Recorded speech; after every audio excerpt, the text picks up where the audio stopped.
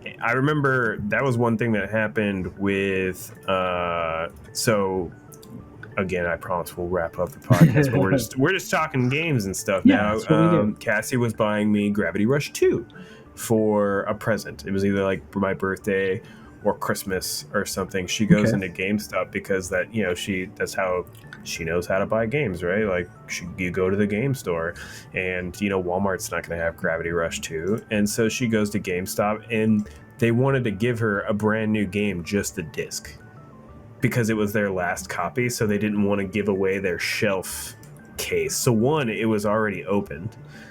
Two, they wanted to sell her a brand new game as just the disc, no box, and she's like, no, my husband's a gamer. Like, I can't bring him just a disc. Good for her, by the way. Good for her to do that, because some people, even if it's not a high pressure like situation, like some people, like when someone of an, it's like, oh, they're the the assistant manager, whatever, of the GameStop. Like, I guess this is what I'm going to do.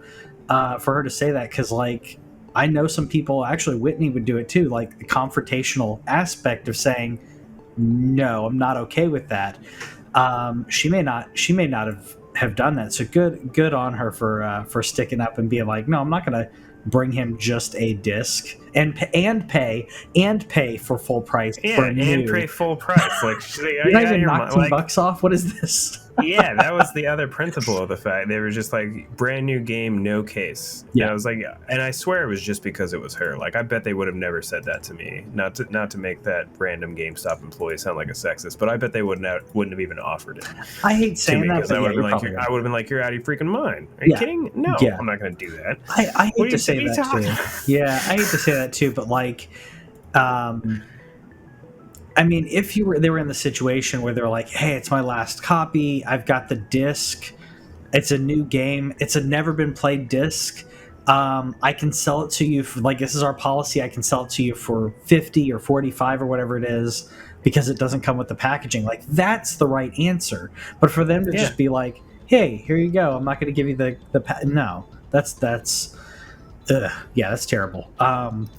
There was like one other story about controllers, and I'll just gloss over for a second. But Phil was on the Kind of Funny podcast recently this week, and said that he really likes the Dualsense, and it's been inspiring them to maybe make some changes down the road. Nothing immediate. He didn't confirm it or anything, but look into making some upgrades to the Series X controller down the line, and I just think that's cool. I think it's actively cool that as much as Sony doesn't really acknowledge Xbox at all, that Xbox does acknowledge Sony and says, hey, that's a good piece of hardware that you made right there. We might take it. Yeah. Well, when I read that, the first thing I thought was that's perfect, because competition breeds that, the ingenuity. You have to you have to do something different. You have to do something that gets you out of your comfort zone. Nintendo's just way off in another field doing their own thing, but Sony and PlayStation, Xbox, they are competing with each other, and they have to have some similarities, some parity, if you will, but in some cases there is innovation built in, and this is a perfect example of that.